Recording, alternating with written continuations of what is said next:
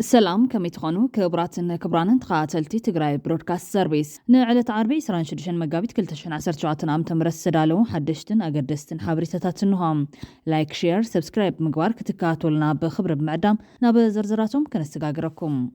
بتقارو كومينيتي لاس بيغاس ب1 مليون بر نعسر شوات جاقان تقاللتي ناي نرفن عند حقون موقداتي زقات امام حربنياتات حكمنا يقبر لهم كمزلو تقاليجهم ناب تقراي جفجفتي بموفار عب قرميت كاب سرعو جونوسايدرات حدا زخونا بريزيدنت توقيدو لهم فيسبوك نحادة تقراي كلتا بليون دولار كحسا كغفل ز قربلو كسي اب كينيا كره لعلوي بيت فرد كينيا وسينوم بخالي حبريتا 260 أولا سراوي تقراي كم ستأثرو تقاليجو لهم بمحدار أبي أحمد مس تقراي بغدتانا وكينات زيتو حدقين سلت جاميرو لهم بوغن تقراي زلو كادرتاتن ميدياتاتن جن نزي قلبيتهم ينببوهم هلاهم أقرا مخوينو لون نزي قدايزي بزرزر كنريوينام بخالي وغن أبحاد نتقارو نقع كفتار بمقبار نبحاد غاز دف زلو مرحنة طويل كحسب تحاتيتو لهم ما خلاي كوميتي حوحات أخيوا كم زكايد نتقلت أيوم قلنا زا أخيوا دما اقدا ايتا عالم قبر واحد ينافس اللهم هقرفن بلزقنان أبدو بالسودان تراخيبو ملوم ملس زيناوي نيسياس تعيرو أغنقان ناتنت نايت هاجر كساب مبال بزحو كم زنبرة أير سعنيوم أمباسادر أمريكا بيتيبيا كبيد متنقاتا محلالي فملو كوينات أي ترفي جي هزو تقراي خفلت الله زمرجو جي تقال تقراي جي خفلت الله كلتا عمت كوينات كايدنا عندنا حزن خال أي كوينات ولا 10 يخليه السبع عشرته إيش كونتينيو خبريو ودو ورد حيزوان زمصا انفورميشن كتنتنو نزيان اخيوا انداولكم دا صواعكم كت مكراهم تولعوا زلهم صراحه فصمتون ططوبلو اسكع من تاينا كن كتزلنا يمسلكم حزبون كدالول زلو زين السعر كنطنكر نخل بوزي سلازخونه يحز نغركم منغستنا اسكع مملاس كن كللن اي تفرحوا فريحنا ما حطنا ديخا تمليسكا تاعتي تقلل اوكي أو قبل الدخاف تعقوبة يتغلن حزي أما أي تشحات سراويت حيسكا زسلت أنا سراويت حيسكا سلت أنا هزب حيسكا حزبون سلسة كزير معتك زي ودورة دي ساعد معنا سولنا قدرون ودورة دي نحو حتى إنه فيدرال منقصر وتسيتيو سلسة everything سمع عنا حوحاتي مرة حوحات مس فيدرال منقصر زو السنة راح يفتسوا ودورة دي على موقف حقي نحيالات حقي ندخاتات ذنبر كلي روحوا أم بديبلوماسي من قد تسعنوا تقول لي بر على معك حق زبها لنا قريلا عالمنا حيالي طعامك على تقرا وساعتنا زي فرح زلك زغل لنا تسقمه حق من قسيتنك سرعتيتنك زول زلك بس فينا مريح نتل طعامون اللي يزود ويزي اللي مالتي ህገወጥና ህጋዊ መንገድን እያጣቀሱ መስራት ጊዜው አልፎበታል እሳት ለኩሶ መጨረሻ ሰዓት ላይ ሸርተት ማለት አያዋጣም እሳት ለኩሶ በስተጀርባ በህፃናት ደም ለመጫወት እድል አይኖርም أبزعلت زي تقراي برودكاست سيرفيس نايزياتومن كالوت أقدست زبلنا يمعبالتاتن ككافلكم يو مسانات نحوم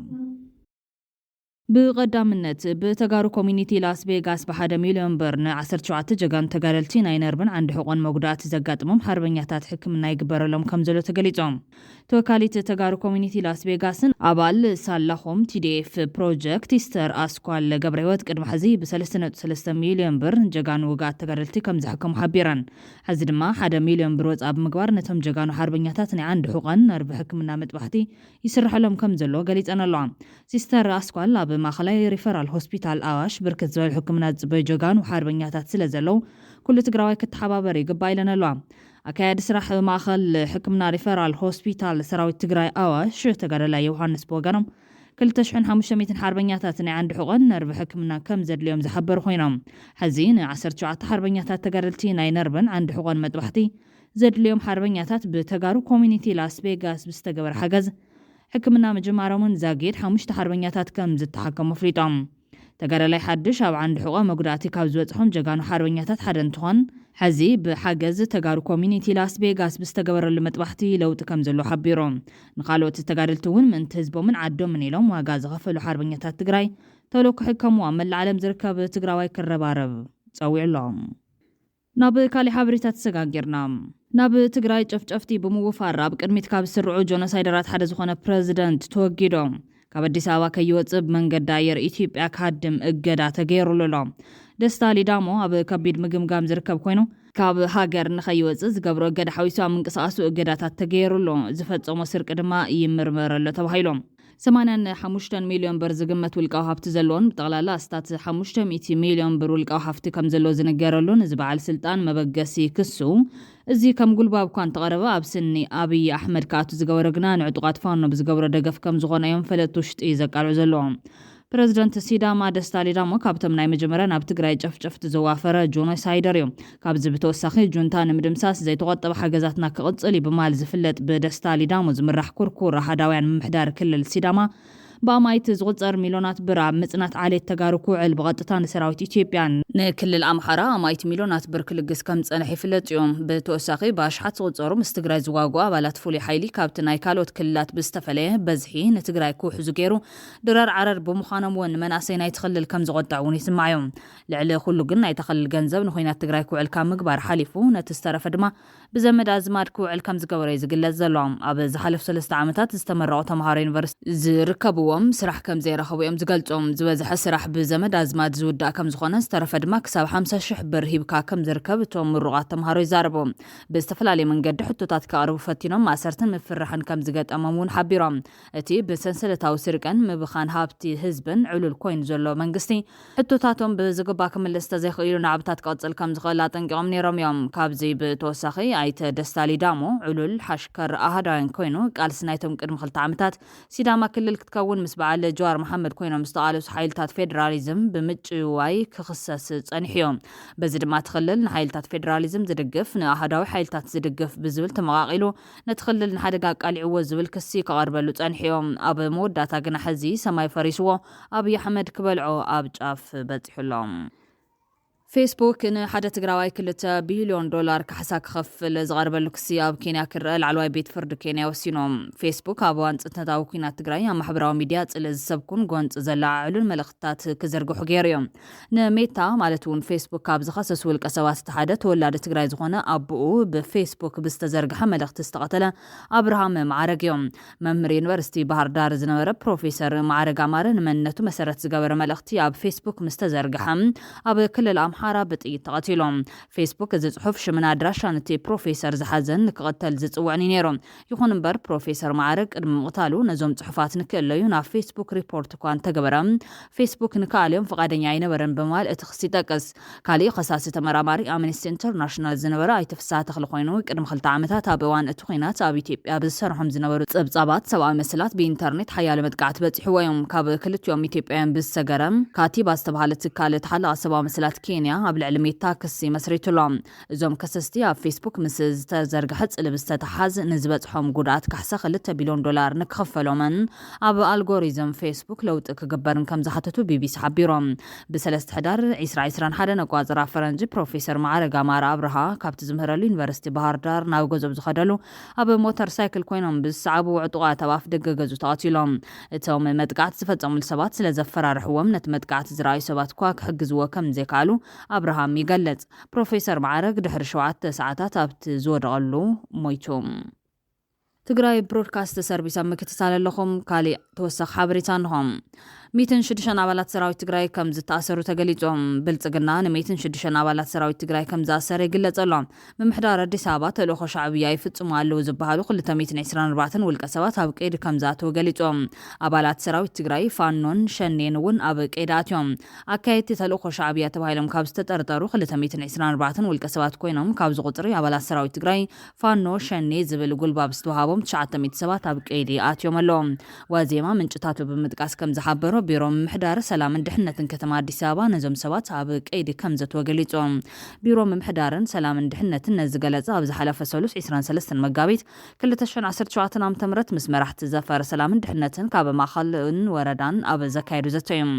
ኣብ ቤት ጽሕፈት ከንቲባ ዝተሳለጠ ኣኼባ ትማሊ ሳልሳይ ርብዒ ዓመት ንዘፈር ሰላምን ድሕነትን ዝግምግም ንማዕኸናት ዜና ዕፁ ኮይኑ ተኻይዶም ሓላፊት እቲ ቤት ጽሕፈት ሊድያ ግርማን ካልኦት መራሕትን ህልው ኩነታት ሰላም ጸጥታን ተኸተማ ብዝምልከት መብርሂ መርሂ ሂቦም እዮም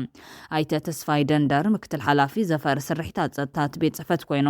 ኣብዚ ሕዝዋን ኣብታ ከተማ ውሕስ ሰላም ከም ዘሎ ብምጥቃስ ይኹን እምበር አዲስ አበባ ግብረ ሽበራውያንን ኣኽረርትን ሓይልታት ነቲ እክዕ ዕላምኦም ንምዕዋት ዝንቀሳቐሱላ ከተማ ክብሊ ተዛሪቦም ካብቶም ኣብ ትሕቲ ቀይዲ ከም ዘለዉ ዝተዘርዘሩ ውልቀ ሰባት እቶም 356 ኣባላት ፋኖ እዮም ካልኣይ ብበዝሒ ጥርጡራት እቶም ፈጸምቲ ተልእኾ መንግስቲ ሻዕብያ ተባሂሎም ዝተሰየሙ 224 እዮም ካልኦት 201 ኣባላት እቲ መንግስቲ ሸኒሉ ዝጽውዖ ግንባር ሓርነት ኦሮሞ ኮይኖም ኣስታት 106 ድማ ኣባላት ሰራዊት ትግራይ ምዃኖም ተሓቢሮም እንትኾነ ግን እቶም ሰበስልጣን እቶም ጥርጡራት ኣብታ ከተማ እንታይ ዓይነት ገበን ከም ዝፈጸሙ ይገለጸን ሓላፊት ቢሮ ሰላምን ድሕነትን እታ ከተማ ሊድያ ግርማ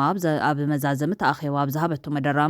ኣብ ብዙሓት ንኡሳን ከተማታት ዝተኣሰሩ ገበረኛታት ምስ ሓይልታት ፋኖ ርክብ ከም ዘለዎምን ነቲ ጉጅለ ከም ምንጭ ሓበሬታ ኮይኖም ዝሰርሑ ምዃኖም ከሳላ ተጋሩ ዳግማይ ናብ ቤት ማእሰርቲ ዝዳጎኑ ዘለዉ ድሕረታ ኣብ መንጎ መሪሕነት ትግራይ ዝተፈጠረ ምፍልላ እዩ ቅድሚ ሕዚ ብተመሳሳሊ መንገዲ ተኣሲሮም ዝነበሩ ሰበስልጣን መንግስቲ ተፈትሖም ናብ መቐለ ዝኣተው ኮይኖም ኣብ ክንዲ ነቶም ዝተረፉ ዘይተፈትሑ ካልኦት ተጋሩ ዝፍትሕሉ ጸቕጢ ዝገብሩ ዝተወረረ ግዛኣት ዘመልሱ ተመዛበልቲ ናብ ዓዶም ክምልሱ ዝገብሩ ኣሜሪካ ትፈርሐና እያ ዝብል ጉጉይ ስልሒት ሒዞም ብሰንኪ ስልጣን ናብ ካሊእ ወጥሪ ምእታዎም ንብልጽግና ነቶም ንዓመታት ዝተኣሰሩ ተጋሩ ካብ ዝፈትሕ ካልኦት ወገናት ዳግማይ ክእሰሩ ምኽንያት ኮይኑዎ ይርከብ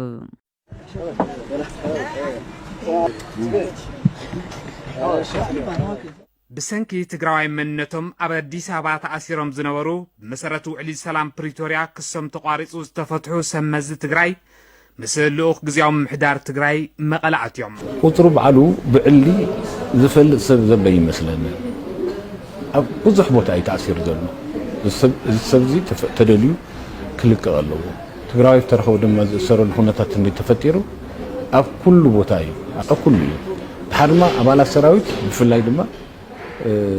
ብዙሕ ተንገላትዕም እዮም ተበሳቢሶም እዮም ክሳብ መስዋዕትነት ዝኸፈሉ ኣለዉ ሕዚ እውን ኣብ ቤት ማእሰርቲ እዮም ዘለዉ ብኻሊእ ሓበሬታ ኣብ ሓድነት ተጋሩ ነቓዕ ክፍጠር ብምግባር ናብ ሓደጋ ዝደፍእ ዘሎ መሪሕነት ጠጠው ኢሉ ክሓስብ ተሓቲቶም እቲ መሪሕነት ዝኽተሉ ዘሎ መንገዲ ጥፍኣት ነቲ ብልጽግናን ትግራይ ንምምቕቓል ትልሚ ውፅኡ ክሰርሐሉ ዝጸንሐ ድኹዒ ከም ዝኾነ እዩ ዝግለጽ ዘሎ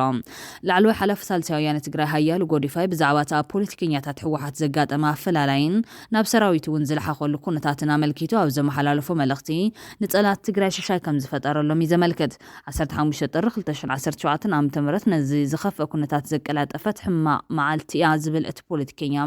ነዚ 200 ሰባት ብሽም ኮረን ካብ ኮርን ንላዕልን ብዝብል ዝወሰንዎ ውሳነ ተጋሩንን ንባዕሎም ከዳሚ ጫፍ በፂሑ ከም ዘሎ ትግራይ ከጥፍኡ ዝደልዩ መንግስታት ድማ ብድሕሪት የጓሃሩ ከም ዘለው ኣመልኪቶም ኣይቲ ሃያሉ ጎዲፋይ ወሲኹ ሻዕብያ ኣውራጃ ትግራይ ሕዚ ድማ ወረዳ ትግራይ ክትፍጠር ይጓየሎ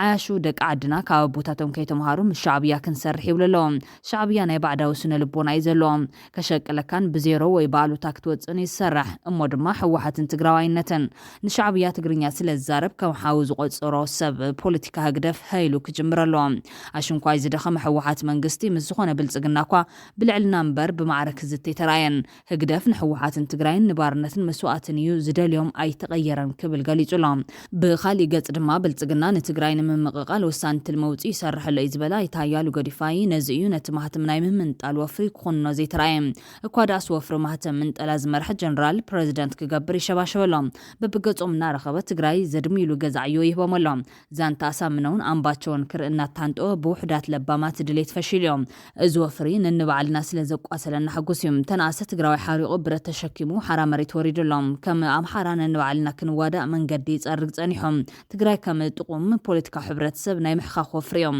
ብልጽግና መሰረታዊ እምነቱ እዚ ኢልካ ዘይተእምቶን ንስልታዊ መሓዛውን ዘይበቅዕ ናይ ባዶ ድምር ጾታ ፖለቲካ ዝኽተል ስርዓት እዩ ብማል ብዛዕባ ዝግበር ዘሎ ሸርሒ ኣቃሊዕሎም እቲ ላዕለዋይ ሓላፊ ብመቐጻል ብዙሕ ሰብ ኣብ ስምዒት ስለ ዘሎ ንዝድግፎ ክንእድ ንዝቃወሞ ድማ ክረግም ወዓል ስሩሕ ገይርዎሎም እቲ ምጽራፍ ምጥቕቃዕን ምብድዳዕን ሕልና ሰብ እዩ ዝቕስል እቲ ሓደ ነቲ ሓደ ቅተልዎ እሰርዎ ኣጥፍእዎ ክብል ይረአ ኣሎ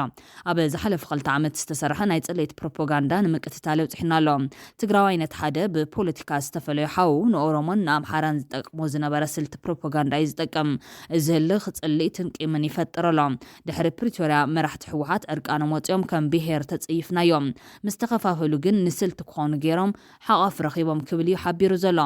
ኣብ ትግራይ በይኑ ዝድሕን ከባቢ የለን ዝበለት ፖለቲከኛም ኣስዒቡ ድማ ዝድሕን ተዝኸውን ምዕራብ ትግራይ ምድሓነ ናይ ሓደ ብሄር ድሕነት ብሄራዊ ውዳበ እዮም ጽባሕ ምጣዓስ ትርጉም የብሉን እዚን ንባዕልኻ ንምብላዕ ዝዋጣወጥ ዘሎ ብረት ቁልቁል ኣፍ ክድፋ ኣለዎ ብሄራዊ ዘተ ይጀመር ውሳነ ጥሪ 15 ብዕሊ ይሰረዝ ንኢትዮጵያ ከምዚ ናይ ሕወሓት ተበጣፂስካ ከይኮነስ ከም ብሄር ንደራደራ ናብ ልብና ንመለስ ዝብል ጻውዒት ተቐሪብሎም ተማሳሊ ጻውዒት ዘቕርቡ ዘለዉ ካልኦት ወገናት እውን ብ2012 ሰኣን ብሰንኪ ጉድለት ስትራቴጂካዊ ኣመራርሓ ተኣላልያን ጎንፂ ሳን ዲፕሎማስያዊ ኣፈታትሓ ጎንፂ ነቲ ብሓይልታት ጽንተት ዝተኣወጀልና ጀኖሳይዳዊ ህልቂት መቀላጠፍቲ ኮይንኩም ሰፍ ዘይብል ሓደጋ ኣብፂሕኩምላ ልዕሊ ሚልዮን ህዝብና ጸኒቱ ሃፍትና ዓኒቶ ወሪሩ ዝብል መዘኻኸር ብምሃብ ኣብቲ ልዕሊ ሓደ ዓመት ዝወድእ ጸረ ጽንተት ኩናት ነቲ ውግእ ከመይ ይምራሕ ብኸመይ ይዕወት ኢልኩም ሕሳብ ኣበይኩም ፖለቲካዊ ኣመራርሓ ዓቕሚ ልምዳብ ዘይብልኩም ብዙሕ ጉድኣት ከም ዘይብጻሕኩም ብቕዓት ንዘለዎም ሰባት ከይሰርሑ ውልቃዊ ክብርኹም ብምቐዳም ኩሉ ሰራዊት ዝፈልጦ ስሕተት ፈጺምኩም ድሕሪ ውዕሊ ፕሪቶርያ ተኽስዶ ምስ በለ ውዕል ፕሪቶርያ ከፈጽም ዝቆመ ጊዜያዊ ምሕዳር መንግስቲ ካብ ቃውም ጀሚሩ ነቲ ውዕል ብዝሸራርፍ መልክዑ ክኸውን ብምግባር መወዳእቱ እውን ብኸባቢያዊነት ክሳብ ቁሸት ከፋፊልኩም ኣብቲ ምኸተ ዝነበረ ሓድነት ሓንሺሽኩሞ በቲንኩሞም ካብቲ ብልጽግና ዘይሕጋዊ ዝበለ ጉባኤ ጀሚሩ ድማ ንውድብ ኣብ ክልተ ኸፊልኩማ እቲ ጊዜያዊ ምሕዳር ጥራሕ ዘይኮነስ እቲ ሓድነት ፍቕሪ ዝነበሮ ሓይልታት ጸጥታ ትግራይ እውን ናብ ሕቶ ክወድቕ ጌርክምዎም ብድሕሪ እዚ ገለ ተጋደልቲ ሓራ መሬት ኢሎም ናብ ዝሰየምዎ በረኻታትን ገጠራትን ወፊሮም ይውደቡ ከም ዘለዉ በዓሉ ጀነራል ታደሰ ወረደ እውን ነጊሩናዮም እዚ ግዜ ንመላእ ህዝቢ ትግራይ ሓርቢትዎ ኣብ ኩሉ ከባቢ ተመዛበልቲ ተስፋ ቆሪጾም ጸልሚታት ትመላ ኢኮኖሚ ብዝምልከት እቲ ገጠር ንጊዜኡ ዘሪኡ ስለዝኸረመ ዝቆራጠም ክህልዎ ይኽእል ከተማታት ትግራይ ካብ ዕጽዋን ክባን ዘይነስ ኩነታት ይጸገም ዘሎ ዝብል ትዕዝብቲ ብምክፋል ድማ ፖለቲከኛታት ትግራይ ሒዞም ዘሎ ሓደገኛ መንገዲ ንህዝቢ ኾነ ንባዕሎም ካብ ዝገደደ ናብ ዝኸፍአ ጥፋት ዝወስድ ምዃን እዮም ዝምዕዱ ዘለዎም ንምዕራብ ትግራይ ሒዙ ናብ ኣምሓራ ተጸጊዑ ዘሎ ኮርኔል ደመቀ ዘውዱ ብሕማቕ ፖለቲካዊ ስልሒት ከም ዝደፍኦን ባንዳ ከም ዝተባሃለን ይፍለጥ እዮም ካብዚ ብተወሳኺ ኣብ ጎንደር ኣብ ትሕቲ ቁፅጥር ንክውዕል ተባሂሉ ብዝወረ መምርሒ ልዕሊ 8 ኣባላት ፖሊስ ፌደራል ቀቲሉ እቲ ኩነታት መበገሲ ጨፍጫፍ ተጋሩ ኣብ ጎንደር ከም ዝኾነ ይፍለጥ ናይ ሽዑ መሪሕነት ኢህወደግ ንኹነታት ኣገናዚዩ ብፍላይ ምስ ከም በዓል ደመቀ ዘውዱ ዝኣመሰሉ ተጋሩ ዕርቅን ሰላምን ኣብ ክንዲ ዝጽውዕ ኩሉ ነገር ብሓይሊ ክስበር ብዝመረጾ ስሑት መንገዲ ብድሕሪኡ ዝተጓሃረ ንዓቢ ኦሮምያን ኣምሓራን ሕወሓት ኣብ ፌደራል ዝነበሩ ስልጣን ክምንዛዕ ናብ መቐለ ክድፋእ ክኢሉ ኣብ መወዳእታ ድማ ጆኖሳይዳዊ ኩናት ተወሊዑ በዚ ምኽንያት ድማ ኣካል ግዛኣት ትግራይ ዝኾነት ምዕራብ ትግራይን ህዝባን ብዙሕ ግፍዕን መከራን በፂሕዎ እዮም ኣብ ልዕሊ ነበርቲ ማይካድራ ጅምላዊ ጨፍጫፍ ተኻይዱ ህዝቢ ምዕራብ ንልዕሊ 4 ዓመት መረበቱ ገዲፉ ተመዛቢልዎም ኣደዳ ጥሜትን ሞትን ኮይኑ እዮም ሕዚ እውን ካብዚ ከቢድ ሓደጋ ትምህርቲ ኣብ ክንዲ ዝውሰድ ኣብ ልዕሊ ህዝቢ ትግራይ ካሊእ ሓደጋ አንጸላል ይርከብ ከትግራይ ምን ያመሳስላችሁ ከሆነ ትግርኛ ነው ያመሳስል እንዲያውም ትግርኛው እንለያያለን ለምሳሌ ትግራይ ንጉሆ አንተም ላይ ትግራይ ህዝብ ወልቀጣይ ወጋሓታ ይላል ትግራይ ለመቆነ እንትብል ወልቀጣይ ደግሞ እስከኔ ይላል ትግራይ ይው ወኸም ከለው ወልቀጣይ ደግሞ ይው ይላል እና ትግርኛ ራሱ በጣም ልዩነት አለ እኔ ተወላጅ ነው እንኳን መግራቻለሁ ስለማቆም ብኻሊእ ዜና ማእኸላይ ኮሚቴ ሕወሓት ኣኼባ ከም ዘካየደ ተገሊጾም ጎና ጎኒ እዚ ኣኼባ ድማ እገዳ ኣይተ ኣለም ገብረዋህድ ይናፈሰሎም ሕወሓት ጽባሕ 27 መጋቢት 2017 ዓ.ም ኣብ ህሉ ኩነታት መሰረት ገይሩ ክዝት ምዃኑ ተገሊጹሎም እቲ ናይ ጽባሕ ናይ ማእኸላይ ኮሚቴ ኣኼባ ውሳነ ዝኾነ ነጥብታት ንክውስን ትጽቢት ከም ዝኾነ ይተሓቢሮም ኣብዛ ኣኼባ ኣጀንዳ ክገብርዎ ትጽቢት ዝግበረሉ ኣብቲ ቀረባ ግዜ ክጣየሽ ሕሰብ ዘሎ ጊዜያዊ ምሕዳር ከም ዝኸውን ይዝግለጽ እዚ ኣኼባ ናብቲ ቅድሚ ጉባኤ ዝነበሩ ኩነታት ተመሊሱ ነቲ ካብ መንግስቲ ብልጽግና ገጢምዎ ዘሎ ናይ እገዳን ህላውን ሓደጋ ከድሕን ዘኽእሎ ውሳነ ይሕልፍ ዶ ይኸውን ዝብል ሕቶ እውን ዘበገሰ እዩ እዚ ትጽቢት ኣብ ዝግበረሉ ወቕቲ ኣንጻር እቲ ብዶክተር ደብረጽዮን ገብረሚካኤል ዝምራሕ ሕወሓት ዝቖሙ ኣካላት ብወገኖም ኣብ መንጎ ኣይተ ኣለም ገብረዋህድን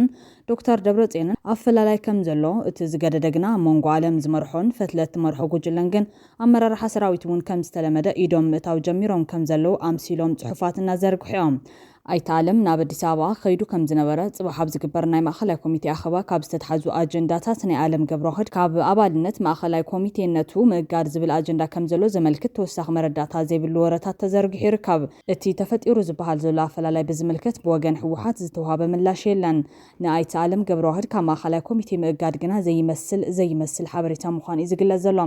ኣብዚ ቅንያት ተመሳሰልቲ ካብ ሓቂ ዝረሓቑ ሓበሬታታት ክዘርግሑ ቀንዮም እዮም ፕረዚደንት ጌታቸው ረዳ ኣብ ኣሜሪካ ምስ ዝተፈላለዩ ሴነተራት ክራኸብ ከም ዝቐነ ኣብ መወዳእታ ምስ ምክትል ፕረዚደንት ኣሜሪካ ምስ ሚኒስተር ጉዳያት ወጻኢ ክራኸቡ ተባሂሉ ትጽቢት ይግበር ክብሉ ደገፍቱ ክጽሕፉ ቀንዮም እዮም ተቃውምቱ ድማ ጌታቸው ረዳ ናብ ኣሜሪካ ኸይዱን ሰራዊት ትግራይ በትኑልና ንኣዘዝቲ ሰራዊትን ናይ ሕወሓት ኣመራርሓን ማዕቀብ ግበሩልና ምስ ሻዕብያን ፋኖን ኮይኖም ንብልጽግና ክወጉ ይዳለው ኣለው ንኣብይ ኣድሕኑልና ብኣውሩ ድማ ስልጣነ ኣመልሱለ እናበለ ይምሕፀነሎ ዝብል ክስታት ከቕርቡ ጸንሕ ኮይኖም ክልቲኦም ዝጥቀሙሉ ዝነበረ ምስልታት ግን ቅድሚ 2 ዓመታት ፕረዚደንት ጌታቸው ኣብ ኣሜሪካ ብጸንሐሉ ምስቶም ሓለፍቲ መንግስቲ ክርከብን ከሎ ዝተላዕለ ኮይኑ ናይ ክልቲኦም ኣካላት ሓበሬታ ሓሶት ምዃኑ ተረጋጊጹ እዮም ብኻሊ ዜና መምሕዳር ኣብይ ኣሕመድ ምስ ትግራይ በቐጥታ ናብ ኩናት ዘየእቱ ሓደገኛ ስልት ጀሚሩሎ ብወገን ትግራይ ዘሎ ካድሬታትን ሚድያታትን ግን ነዚ ገልቢጦም የንብቦ ምህላዎም ኣገራሚ ኮይኑሎም ትግራይ መንግስቲ ኣልባ ካብ እትኸውን ሓደ ወርሒ ኮይኑሎም ኣብይ ኣሕመድ ድማ ነዚ ከም ዕድል ተጠቒሙ ኣንጠልጣል ድራማታት ኣብ ምስራሕ ተጸሚዱሎም ሓንሳብ ፕረዚደንት ምረፁ ካሊእ ግዜ ድማ ዕጡቓት ናብ ሓራ ዝተባሃለ መሬት ብምጽዋዕ ትግራዋይ ክከፋፈል ጻዕርታት ምግባር ኣብ ዝሓፀረ እዋን ነዊሕ ርሕቐት ዝተጓዓዘ ኣብይ ኣሕመድ ዝተመልከቱ ሪቶ ሃብቲ ድማ ትልሙ በዝን ተቐፂሉ እንደ ሕወሓት በጃኻንዶ ሰብ ሽመልና ናብ ዝብል ልመና ከም ዝኣቱ ንምግማት የጸግምን ክሳብ ምባል በፂሖም ኣለዎም ኣብይ ኣሕመድ ብዘይ ዝኾነ ኩናት ንመሪሕነት ሕወሓት ኮነን ሓይል ትግራይ ምብትታን ብዕቱብ ኣብ ሰርሐሉ ዘሎ ወተይ ደገፍቲ ናይቶም ኣንጻር መሪሕነት ጌታቸው ረዳ ዝቆሙ መራሕቲ ሕወሓት ግና ኣብ መንጎ ኣብይ ኣሕመድን ትግራይን ኩናት ከም ዝህልዮም ኣብ ዝቕንያት ኣብዚሖም ዝዛረቡ ዘለዎም ብርሃነ ገብረ ገርግስ ሃይለ ኣረፋይነ ነባር ካድረ ሕወሓት ጎዲፋይ ጥላሁን ኣብ ሰሙን እዚ ብዛዕባ ምድላው ነቲ ዘይተርፍ ዝብልዎ ኩናት እዮም ክዛረቡ ቀንዮም ኩናት ኣይተርፍን እዚ ህዝቢ ትግራይ ክፈልጥ ኣሎ ዝመርጅ እዚ ተጋድላይ ትግራይ እዚ ክፈልጥ ኣሎ 2 ዓመት ኩናት ተካይድና እንደገና ሕዚ ንኻልኣይ ኩናት ዋላ 10 ይኸልዩ ክሳብ 10 ኮንቲኒው ክገብር እዩ ይዳለው ዘሎ ሰዓት ትግራይ ከየጥፋ ዓብይ ኣሕመድ ኣይርስ ቡሃሪው ኮምፕሮማይዝ ሽንፈት ባል ኣይፈልጥን ፕሪቶሪያ ዝኸደው እስከ ዓደይ ካለ ህዝቢ ሰላም ልምዓት ኣነ ዋላ ንስዓር ክሳዕ ትባሃል ነገር የለን ዋላ ኩላ ኢትዮጵያ ትጥፋ ንሱ ጥራሕ ይስዓር በቃ ቆልዓ እዩ ከምዚ ልክዕ መድሓኒትን ስልጣንን ቆልዓ ዝፈልጦ ይትጎረዝ በሃል ማለት ሕዚ ስልጣን ኣብ ቆልዒ ኢድ ዘሎ ማለት መንግስትና እስካዕ መምላስ ክንከድ ክንክለልን ኣይተፍርሑ ፈሪሕኻ ናብ ማህፀነ ዲኻ ተመሊስካ ክትኣቱ ይትኽእልን ኦኬ ኣብ ከብደ ዲኻ ክትዕቆበ ይትኽእልን ሕዚ ቅድሚ ሕዚ ተኸፈለ መስዋዕትነት እውን ክቡር መስዋዕትነት እዩ ሕዚ እውን ዝኽፈል መስዋዕትነት ክህለሉ እዞም ብዛዕባ ኩናት ኣብዚሖም ዝዛረብ ዘለዉ ኣካላት ኣብይ ኣሕመድ ካሊእ ኣማራፅታት ገዲፉ ምስ ትግራይ ኩናት ንምኽፋት ዘገደዶ ምክንያት እንታይ ምዃኑ ይገልጹን ኣብይ ኣሕመድ ኣብ 2013 ዓ.ም ኣብ ልዕሊ ህዝቢ ትግራይ ዝኣወጆ ኩናት ዝተፈላለዩ መበገስታት ዝነበሩ እንትኾኖም ካብኣቶም ሓደ ካብ ህዝቢ ኢትዮጵያን ዝነበሮ ድጋፍ ኣብ ልዕሊ መንግስቲ ህግደፍ ዝነበሮ ምትእማን ኣብ ማሕበረሰብ ዓለም ዝነበሮ ተቐባልነት ከምኡውን ነቲ ኣብ ሰሜን እዝ ተኸዚኑ ዝነበረ ኣጽዋር ትግራይ ከይትጥቀመሉ ዝነበሮ ስጋት ገለ ካብቶም ኩናት ክእወጁ ደፋኣት ምክንያታት ምዃኖም ይዘመን ሕዚ ግን ኣብይ ኣሕመድ ንትግራይ ብኩናት ካብ ምግጣም ካብ ወታደራዊ ኩናት ወጻእ ዘሎ ኣማራፅታት ክጥቀም ብዕቱብ ይሰርሕ ከም ዘሎ ይዝንገረሎ ነዚ ከም መራጎዳ ሓሳብ ዘቕርብ ዶክተር ጨርቆስ ወልደ ጊዮርጊስ ህዝቢ ትግራይ ኣብ ሰላማዊ ሃዋህው የለን ህዝብታት ኢትዮጵያ እውን ከምኦም ኣብ ክልላት ኣምሓራን ኦሮምያን ንጡፍ ኩናት ኣሎም ኣብቶም ዝተረፉ ክልላት እውን ገሃፅ ዝብል ዝተደጎለ ሓውሎም ካብ ውሽጦምን ካብ ጎረባብቶምን ዝብገስ ልዕሊ ኩሉ ግን እቲ ኢኮኖሚያዊ ሕሰብ ንህዝብታት ዓቕሎ መፅው ይብሎም ይርከብ ኣብ ናይቲ ሃገር ታሪክ ከም ናይ ሕዚ ዝበለ ምኽባር ዋጋ ኣጋጢሙ ዝፈልጥ ይመስልን እዚ ክንዲዙን ተደሚሩ ኣብይ ኣሕመድ ኣብ ትግራይ ተወሳኺ ናይ ኩናት ግንባር ናይ ምኽፋት ትልሚ ክህልዎ ይኽእልን ኣብ ኢዱ ዘሎ ካሊእ መማረፅታት ኣይጥቀምን ማለት ግን ኣይኮነን ጉዳይ ሓራ መሬት እምበር ነዚ ዕላማ እዩ ፈጢርዎ ብማለት ትዕዝብቱ ዘካፍል ደገፍን ካድረታትን ሕወሓት ምስ ኣብይ ኣሕመድ ንዝህሉ ግጥም ተዳልው ኣብ ዝብልሉ ዘሎ ወቕት እምበር ኣብይ ኣሕመድ እቲ ግጥም ኣብ መንጎ ተጋሩ ገይሩ ተዓዛቢ ክኸውን እዩ ብዘይ ዕረፍቲ ዝሰርሕ ዘሎ ናይ ተጋሩ ሕድሕዳዊ ግጥም ውፅኢት ምስ ረኣየ ድማ ናብቲ ዘይተርፍ ናይ ዓሰብ ኣጀንዳ ከም ዝቕፅል እዩ ዘንፍት ዘሎ ስርዓት ግደፍ እውን ነዚ ናይ ኣብይ ኣሕመድ ኣካይዳ ተኸቲሉ ኣብ መንጎ ተጋሩ ዝግበር ሕድሕዳዊ ግጥም ክርኢ ደገፉ ክሕይልን ዝፅዕር ዘሎ ኮይኖም ብድሕሪኡ ምስ ኣብይ ኣሕመድ ንዝህሉ ግጥም ዝዳሎ ዘሎ ይመስል ስለያ ኢሳያስ ዘይተርፍ ውግእ ከም ዝህሉ ኣሚኖም ካብ ሰሜን እዝ ዝተወሰዱን ካብ ደብረ ዘይትን ንትግራይ ንምውጋእ ተባሂለን ብኮርኔል ኣብይ ዝተዋሃቦም ታንክታትን ሒዞም ኣብ ከባቢ ኣንካላ ቡረይ ዓሪዶም ከም ዘሎ ይስማዕ ዘሎ እስራኤል ኣብ መፈለምታ ኩናት ትግራይ ንሓይልታት ጽንተት ብሳተላይት ዝሓገዘት ኮይና ነዚ ናይ ዓሰብ ውግእ እውን ብሳተላይት ኢንፎርሜሽንን መንግስቲ ኮርኔል ኣብይ ይድግፍዎ ኣለዉ ተባሂሉሎም ሻዕብያ ነቲ ናይ ትግራይ ሓይሊ ወይ ኣብ ጎድና ክስለፍ ወይ ድማ ከምቲ ኣብይ ኣሕመድ ዝገብሮ ዘሎ ንሕድሕዱ ተዋጊኡ ክዳኸም ትደልዮ ኮይና ነዚ ንመጓሃር ዝውዕል ድማ ህግደፍ ንዘበናት ሓቢኣቶ ዝነበረ ስእልታት መራሕቲ ትግራይ በብሓደ ክተውፅእ ጀሚራ ኣላ ኣብ ሻልሻይ ወራር ቀይሕ ኮኸብ ዘመቻ ሻዕብያ ኣብ ሳሕል ተኸቢባ ኸላ ሕወሓት ከተድሕና ብልጽግና ምስ መፀት ዘመልክት ሓደ ካብቶም ሕዚ ወፅኦም ዘለው ስእልታት እዮም ኣብ ማእኸል እዞም ኣዛብኡ ኮይኑ ንሕድሕዱ ዝባልዕ ዘሎ መሪሕነት ትግራይ ግና ሕዚ እውን ንየማን ዘይመለስ እንተኮይኑ ንባዕሉ ጠፊኡ ንህዝቢ እውን ከይመለላእ ዘስግእ ኮይኑ ይርከብ ካብዚ ንምውፃእ ድማ ኩሎም ኣፈላላያት ንምትንጋድ ዘኽእል መድረኽ ተጋሩ መፍጣር ኣገዳሲ ምዃኑ እናተጋሃደ እዮም أول في الشغل تبلهم سي شجر استفتح يزمسلهم زلوا أول جن شجر إذا أثر زلوا شجر إذا تمتم زلوا زمت زلوا خانة تقرأ إني إرترانز وكلا يكون كم تقدم حجي أبي حس كان تجارو مهرام زنبرة حج خان تجارو حس كان أبي مهرامي أبي تفود ما تجارو إرتوانني قال إذا زلوا مثلا مخنياتوس كم تدفيك كان إثيوبيا من بس إثيوبيا كونات كول لعجر كان مليونات تدفعك حجي قاعد دفيك أبيكم بريتوريا أبيكم معرب تقرأ مملاس أبيكم جنزب مهاب أبيكم إذا بأسكم زلوا أبيكم إن دابل كانوا جوهن مشتن أبكو إحنا بحسن نارخبك نتجارو كابتا وعل زلاتهم إثيوبيا بزي وعل ثليخة نزل عالم إثيوبيا كم زي كونوا إيرتراويين كم زي كونوا جركا أقول مدربايا هذا لا تصرح ياون زارب على الخويج ኣምባሳደር ኣሜሪካ ብኢትዮጵያ ከቢድ መጠንቀቕታ ሓላሊፎም ኣሜሪካ ውሕስቲ ሓያልን ብልጽግትን ንምግባር ፕሬዝዳንት ትራምፕ ሕግታት ኢሚግሬሽን ኣሜሪካ ከም ዝኽተል የረጋግጽ ከም ዘሎ ዝገለጸት ኣምባሳደር ብዘይሕጋዊ መንገዲ ናብ ኣሜሪካ ክትኣቱ እንተፈቲንካ ቪዛ ክትረክብ እንተሓሲኻ ብዘይሕጋዊ ፍቃድ ክትሰርሕ እንተኮይንካ ወይ ድማ ናይ ቪዛ ወይ ቪዛ ምሕረት ግዜኻ ምስ ተወደ ኣብ ኣሜሪካ እንተጸኒሕኻ ከቢድ መቕጻዕቲ ለክብል እዩ ኣምባሳደር ማሲንጋ ጠንቂቑ ዘሎ መንግስቲ ኣሜሪካ ብዘይሕጋዊ መንገዲ ንኻልኦት ናብቲ ሃገር ክኣቱ ዝሕግዙ ሰባት እውን ስጉምቲ ይወስድ ኣሎ ዝበለ ኣምባሳደር ኤርቪን ማሲንጋ ኣብዚ ጥንቃቐ ከም ዘድሊ ገሊጹሎም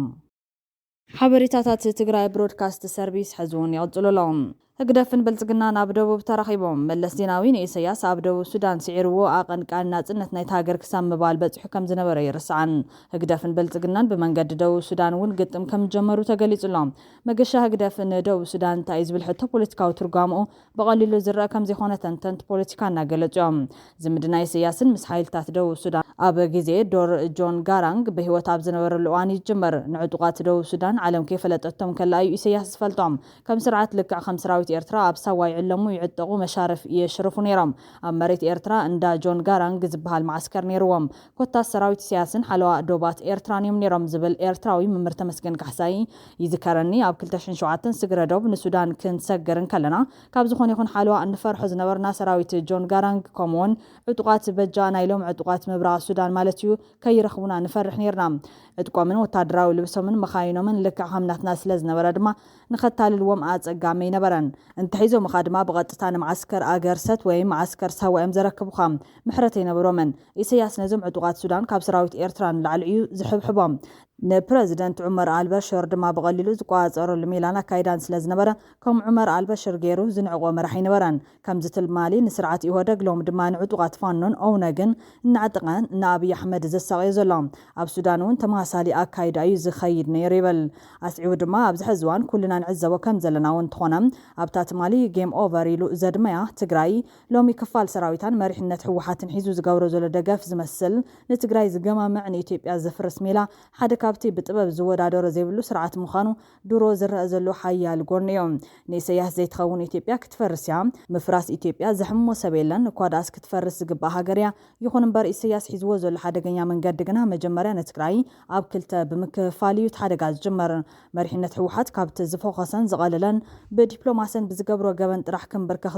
ዝኽእል መራሒ አብይ አሕመድ ካድሞ ክብሉ ናብ ኢድ ዝኸፈአ ንትግራይ ዘድመን ብሕዝቡን ኣብ ክልተ ዝጨድድ ንህዝቢ ኤርትራ ዘባረረ ጨካን ስርዓት حقوق فيات وكم زلوا يبرهلهم يلان بمال نغفيت وغريبهم نبت حدش أسقا خوين زمت زلوا قداي دو السودان بملاس دمام زنبرا دحرة بايتو يزخاخر شحن شعات 296 كسابة كلتشن شدشن وقوات فرنجاب زنبرا بوليتكا ولزب عباي سودان كاب سوداناوين العلي سودان او خوينو بدحريت الزورة زنبرا إسياس يوم او كل سمعت طعام سودان بزينا إسياس ممرحي حانت سدري يخدو عين برون جنرال عمر آل بشر ناز دحر مقارجا زنبرا إسياس يفلتوس لزنبرا ايو افل مانات انت ሕልፈት ምስ ኣልቱራብ መኺሩ ንኢሳያስ ናይ ምቕንጻል ፈተነ ዝገበረ ዶር ጆን ጋራንግ ምስ ጀነራል ዑመር አልበሽር ኣብ ስምዕ በፂሖም ስልጣን ክመቃርሑ ኣብ ስምዕ ምስ በፂሑ እውን ድሕሪ ስልታዊ ቀንጸላ ዶር ጆን ጋራንግ ዘጋጠመ ቅልውላው ምፍሕፍሓን ኣብ ውሽጢ መሪሕነት ዕጡቃት ደቡብ ሱዳን ነቲ ናይ ምብትታን ሓደገኛ ሜላ ጀነራል ዑመር አልበሽር ቀልጢፉ ተረዲኦም ነተን ዝነበራ ናይ 2 ዓመት ናይ መሰጋገሪ ወዲኦም ደቡብ ሱዳን በሪፈረንደም ናይ ምፍላይ መስርሕ ከም ሳለጥ ዝገበረ ኢሳያስ እዮም ኢሳያስ እንተዘይነብር ቃልሲ ደቡብ ሱዳን ኣብ ሪፈረንደም ኣይመበፅሓን ዶር ጆር ጋራንግ ብህይወቱን ከሎ ተናስተዕበ ጸገም ኣብ ዘጋጥሞን ኣስመራ እዩ ዝጎይ ነይሮም ትራጀዲ ሞት ዶር ጆን ጋራንግ በመሪር ካብ ዝሓዘኑ ሰባት ሓደ ኢሳያስ ድማ ይበል ኣስዒቡ ድማ ድሕሪ ሪፈረንደም ደቡብ ሱዳን መንግስቲ ኣሜሪካ ነታ ብግብረ ሽበራ ኣብ ተርታር ዓዳእትያ ዝነበረት ዓባይ ሱዳን ገዲፎ ምስ ደቡብ ሱዳን ሓድሽ ዝምድና ሓድሽ ኤምባሲ ከፊቶም ካብቲ ዓለት እዚኣ ንኢሳያስ ካብ ደቡብ ሱዳን ከም ዝርሕቕ ደፊኦም ነቲ ሓድሽ ተመረፀ ፕረዚደንት ሳልቫ ኪር ናብ ቀዳማይ ሚኒስተር መለስ ዜናዊ ከም ዝፅጋዕ ገይሮም ኣብቲ ፈልም ኣብ በዓል ናጽነት ደቡብ ሱዳን ኩሎም መራሕቲ ኣፍሪካ ተዓዲሞም ኢሳያስ በይኑ ከም ዝፍለተ ገይሮም መራሕቲ ደቡብ ሱዳን ሮይ ክሕደት ክፍጽሙ ድማ ተገዲዶም እቲ ዝኸፍአ ዲፕሎማስያዊ ተነጽሎ ኢሳያስ ኣብ ዝዋን ካብ 2002 ክሳብ 2018 ቀጺሉ ብምዋል ኢሳያስ ብመለስ ዜናዊ ናብ መዓሙቕ ውድቀት ኣትዩሉ ዝነበረ ግዜ የዘኻኽር ይኹን እምበር ቁጠባዊ ኣካል ህግደፍ ሚሊዮናት ገንዘብ ብምውፋር ቁጠባ ጁባ ኣብ ምቁፅጻር ብዝተፈላለየ ሜላ ክሰርሕ ፀኒሖም ነቲ ፖለቲካዊ ተነጽሎ ብቁጠባዊ ወፍሪ ብስውር ኣብ መሬት ደቡብ ሱዳን ክሳብ 2018 ፀኒሑ እዮም ድሕሪ ምምጻእ ኣብይ ኣሕመድ ኣብ 2018 ሓቢሮም ንጁባ ብምጓዓዝ ሓድሽ ዝምድና ከም ዝመስረቱ ይፍለጥ ኣብይ ኣሕመድ ዓሊ ምስ ደቡብ ሱዳን ፀንሖ ርክብ መሰረቱ ቀዳማይ ሚኒስተር ነበር መለስ ዜናዊ እዮም መለስ ዜናዊ ንደቡብ ሱዳን ዝገበረሎም ውዕለታ ኣብ ግዜ ቃልሲ ይኹን ድሕሪ ናጽነት ወትሩ ምስ ኣመስገንዎን ምስ መስከሩሉን እዮም እዚ ንኣብይ ኮነ ንኢሳያስ ኣብ 2018 ዝሕጎሰ ይነበረን ሎሚ ግና ኣብይ ኣሕመድ መትሓዚ ክጥቀመሉ ከም ዝኽእል ሕቶ ዘሎ ኣይመስለንን ይበል እዚ ሕዚ ዝግበር ዘሎ ሸበድበድ ጉዕዞ የማነ ገብረኣብ ቁንቁኞን ዕላምኡ ድማ ፍሉጥ ምዃኑ ዝገልጽ መምህር ተመስገን ካሕሳይ ኣብ መንጎ ኤርትራን ደቡብ ሱዳንን ግጥማዊ ንግድን ሓበራዊ ዕቤትን የለን ብምባል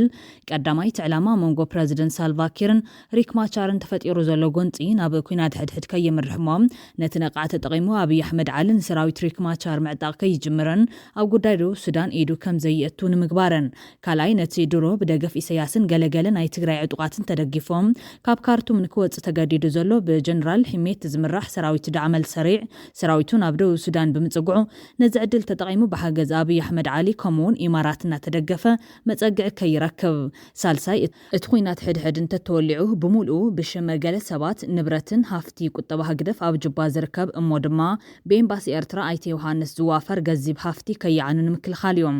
ራብዓይ ውልቃዊ ግምተይ ደቡብ ሱዳን ልክዕ ከምቲ ኣብይ ኣሕመድ ዓሊ ዝመርሓ ዘሎ ኢትዮጵያ ናይ ባሕሪ ኣፍ ደገ ስለ ዘይብላ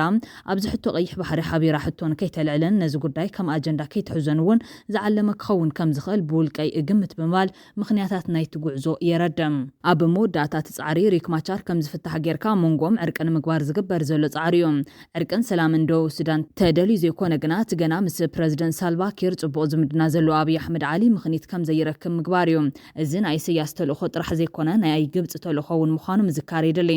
ኣብይ ኣሕመድ ዓሊ ከምቲ ንፖርት ሱዳን ከይዱ ንኣልቡርሃን ፈታዊ ክመስል ኣብ እዋን ኩናት በፂሑ ዝፈሸለቶም ኣብዚ ናይ ሕዚ እውን ክዕወተ ይኽእለን ይኹን እምበር ብዓብዩ ኣብ ጉዳይ ሰሜንን ደቡብ ሱዳንን ዝውስን ኣብ መሬት ሶማልን ሶማሊላንድን ዝውስን ምምሕዳር ኣሜሪካን መሻርክቱን ከደምቱን ጥራሕ እዮም ኣብይ ኣሕመድ ምስ መንግስቲ ኣሜሪካ ዘለዎ ዝምድና ካብ ግዜ ናብ ግዜ እናመሓየሸ ይኸይድ ብምህላው መንግስቲ ኣሜሪካ ነቲ ዓባይ ኢትዮጵያ ዝኣትወላ ኪዳን ዳግም ዝመልሶ ይዝመስል እዚ ድማ ነቲ ድሮ ዝቐበፅዎ ውልቀ መላኺ ስርዓት ኢሳያስ ጥራሕ ዘይኮነ